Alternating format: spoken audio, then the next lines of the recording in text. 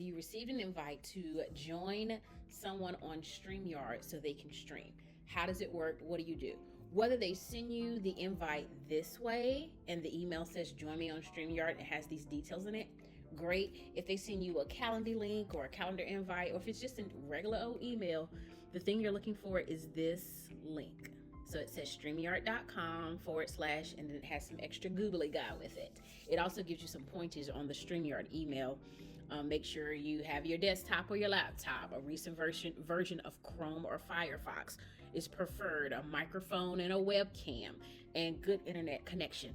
So it says you can do it on your phone. I've never done it on my phone, but apparently laptop and desktop are gonna have a better experience. And so with this, our goal is to show you what's going on. How do you do this when you're invited to come on StreamYard? Go ahead and click the link. In doing so, another window is going to open up and you're going to be able to enter the studio. So you'll give it access. Of course, click allow. Put in your display name, whatever you want your name to show up on the screen if they have that option going, and select enter studio. And now you're backstage. Easy as that. You are ready to go. You don't have to worry about logging in on the top right hand corner. You don't have to really do anything else. The only thing, or the thing that's next, is there's typically a option here to, so at this point you're all logged in, you're good to go. You don't have to worry about logging in on the top right hand corner. There's a private chat set up over here so you can chat with others that are inside of the StreamYard event with you. So that can be a fluid chat. When they're ready to bring you on stage, they'll bring you on stage. You're done.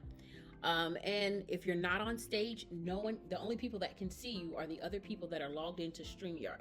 Typically that's going to be your host or something like that. If you want to stop your microphone, change your avatar. Right now my camera's off, that's why my avatar looks like that.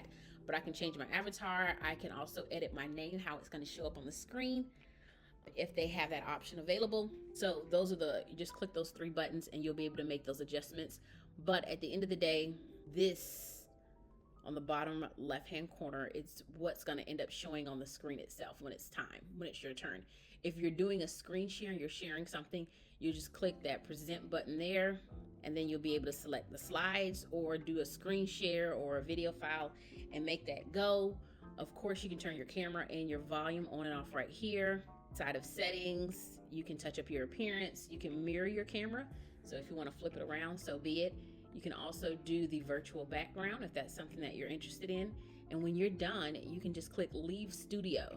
By you clicking leave studio, you're leaving the situation, and you don't have whoever's the host is gonna stop the recording or stop everything from broadcasting. But other than that, you're all set and good to go. Hopefully this was helpful, and make sure you watch the next video as we're going to talk more about how to do more things on the World Wide Web that's going to support your marketing.